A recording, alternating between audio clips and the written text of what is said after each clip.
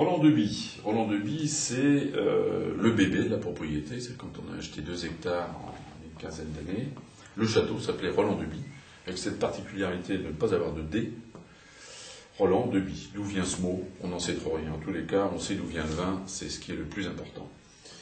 Roland Deby, ça produit 350 000 bouteilles, majorité de Merlot. On est à 65% de Merlot, 25% de Cabernet Franc, Cabernet Sauvignon et 5% de Petit Verdot. C'est un vin puissant, c'est un vin riche, c'est un vin qui est élevé dans des barriques neuves, avec beaucoup de soin, et un vin également qui est élevé un peu avec une technique bourguignonne, puisqu'on bâtonne les lits. Alors évidemment, ça paraît barbare, que veut dire de bâtonner un lit?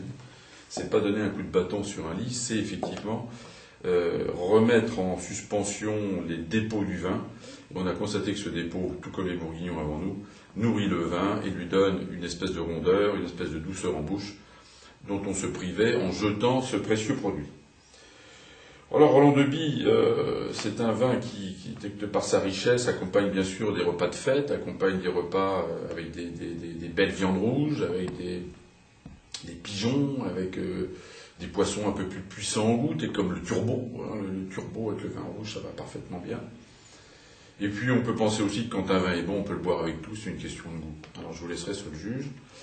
Que dire encore sur ce vin? Que les soins qu'on apporte dans la vigne, je crois, sont à l'origine de sa qualité. Un vin, comme pour tous les métiers, quand il y a 2000 détails que l'on fait, le vin est fabuleux, 1000 c'est moyen, etc., etc. Et bien on s'attache à essayer de faire les 2000 détails qui font de ce vin un grand vin. Roland Deby, bon c'est vrai, la bouteille est belle, le verre est beau, la couleur est superbe, mais après il faut le goûter et avant tout il faut le sentir.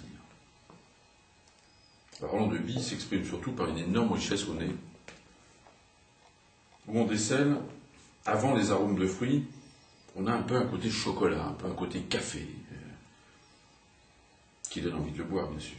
Et derrière, il y a à nouveau ce cuir. Alors je dis toujours en plaisantant que mes vins, la plupart du temps quand on les sent, on a l'impression de rentrer chez Hermès, mais c'est un peu ça. C'est une qualité de cuir, c'est une qualité de céleri, donc c'est une qualité de produit. Donc là, je ne vais pas le voir devant vous, mais en bouche, il n'y a pas longtemps que je l'ai bu, je vais pouvoir vous dire c'est gras, ça remplit complètement la bouche.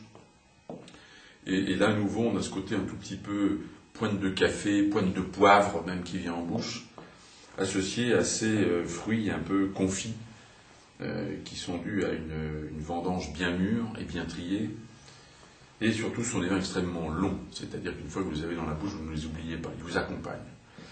Et c'est là où ces vins sont très agréables, sur des plats un peu riches, des plats comme des belles viandes rouges, où le gras va gommer un tout petit peu les tanins du vin, ou sur des poissons goûteux, comme le rouget, comme le turbo.